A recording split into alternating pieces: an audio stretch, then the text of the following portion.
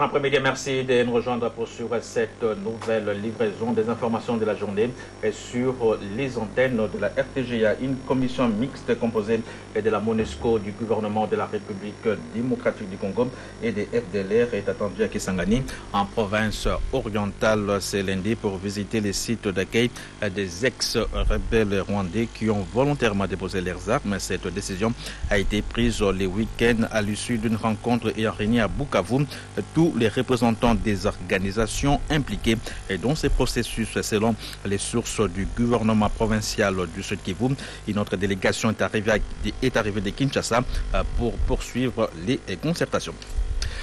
Et pendant ce temps, les différents belligérants du conflit centrafricain sont à Brazzaville pour un dialogue sous la médiation du président congolais. Les partis en conflit, à savoir les gouvernements centrafricains, les anti-Baraka et les Seleka, vont discuter pour trouver une solution à l'ère différente. Pour rappel, ce conflit tire son origine lors de la prise de pouvoir des Seleka en avril 2013. L'évêque de Bangui, qui est revenu sur ces conflits, appelle tout le monde à la culture de la paix. Je vous propose de les suivre au micro de Patrick Isso Bongesebokuma.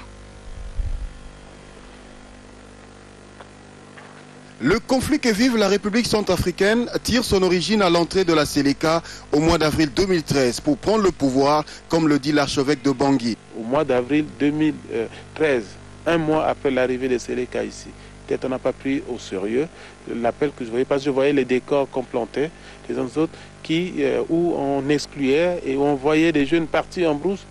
Ils vont revenir. Mais comment? Avec une haine. Et c'est cette haine-là qui se déclenche actuellement. Mais celle-ci pouvait bien être contenue si le pouvoir de la Seleka ne s'était pas plongé dans l'impunité, a ajouté Monseigneur Dieudonné Nzapalainga. Il y a ce que j'ai appelé l'impunité. Nous avons eu des gens qui tuaient. Et on connaissait ces gens. On n'a pas eu le courage de les arrêter, de les condamner. Les gens ont vu leurs agresseurs, leurs ennemis partir ou rouler dans de belles voitures, habiter dans de grandes maisons. Et bien ce sentiment a provoqué progressivement une haine. Ça a provoqué en certains une frustration.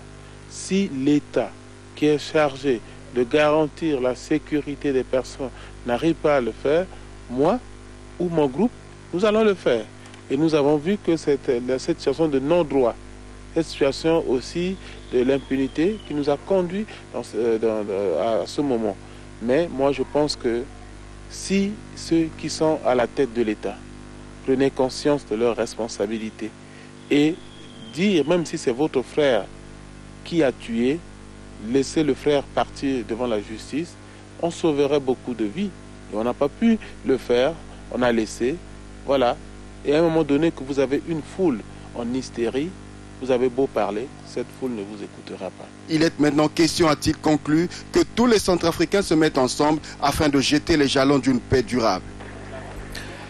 On en vient à l'économie à présent. Les investisseurs du secteur privé sont invités à s'associer à l'État dans les grands projets du parc agro-industriel de Bukangalozo dans la province du Bandundu. L'appel a été lancé au cours de la troïka stratégique présidée ce lundi par le Premier ministre Augustin Matata. La réunion hebdomadaire a également constaté la stabilité du cadre macroéconomique en dépit de la hausse du prix des produits pétroliers.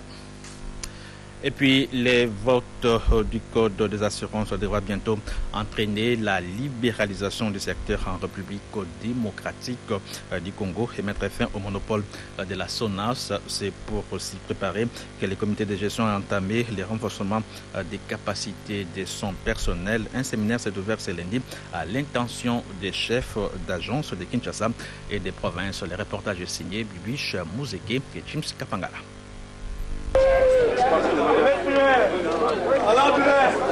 Pendant 7 jours, soit du 21 au 29 juillet, les cadres de la SONAS devront renforcer leurs capacités afin d'accroître la production dans toutes les branches d'assurance. Ces chefs d'agence et leurs adjoints, venus aussi bien de Kinshasa que des provinces, devront, à l'issue de cette formation, être capables de rendre la Société nationale d'assurance plus compétitive et jouer son rôle dans l'environnement libéralisé. Le Code des assurances étant voté par les deux chambres du Parlement, la SONAS ne disposera que de 15 mois de monopole avant la libéralisation professionnalisation du marché des assurances, d'où l'importance de cette formation à l'intention du personnel, a indiqué l'administrateur délégué ad intérim Carole Aguito.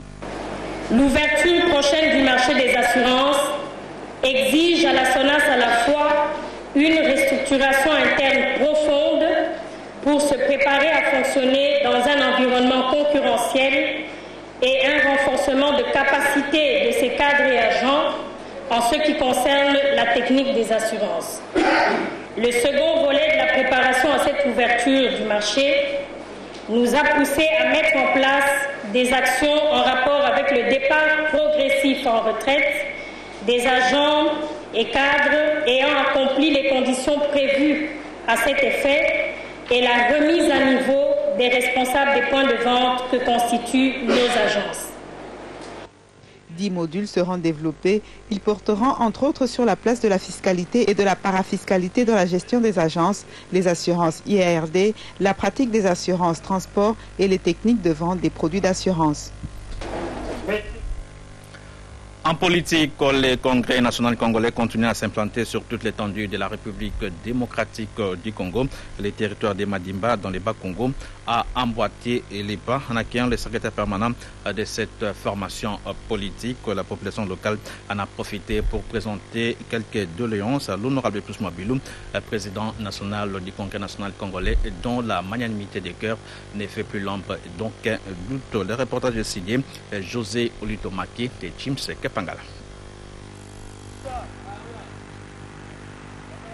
La moisson continue son bonhomme de chemin au Congrès national congolais. Parti du siège du CNC à Limité, ce bus du parti avec à son bord le membre de la formation politique cher à l'honorable Pius Mwabulumba Mukala est arrivé au territoire des Madimba dans les Bas-Congo en ébullition. Le secrétaire permanent de ces partis politiques de la majorité présidentielle est venu implanter les comités sectionnaires CNC à Madimba. Jeff Kiovo-Lubo a été accueilli très chaleureusement à son entrée à Madimba. Il a été obligé de faire les pieds accompagné par une caravane motorisée. Au siège de Madimba, chants et danses ont émerveillé la délégation du Congrès national congolais, témoignage de l'amour et de l'attachement à ces partis qui placent l'homme au centre de tout. La population de ces coins du pays a eu des mots justes. Les sectionnaires de Madimba a demandé l'implication de celui qu'ils appellent l'honorable sans frontières, à qui il a présenté ses doléances, à savoir le manque d'eau et d'électricité dans certains quartiers de Madimba.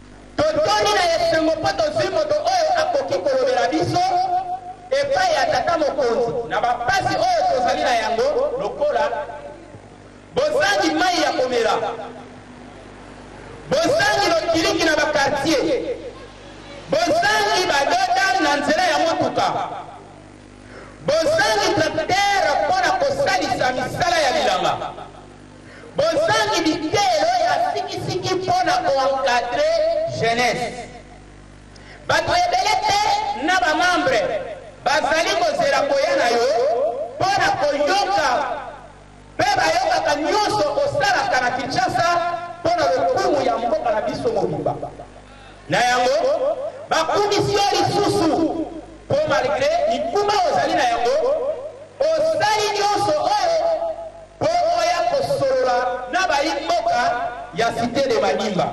C'est la preuve que le CNC est déterminé à s'implanter dans ces coins et recoins de la République où il est bien accueilli, grâce à son projet de société qui vise le bien-être de tout homme et de tout l'homme. Voilà la fin de ces bulletins d'information où que vous soyez à travers le monde. Merci de nous avoir suivis.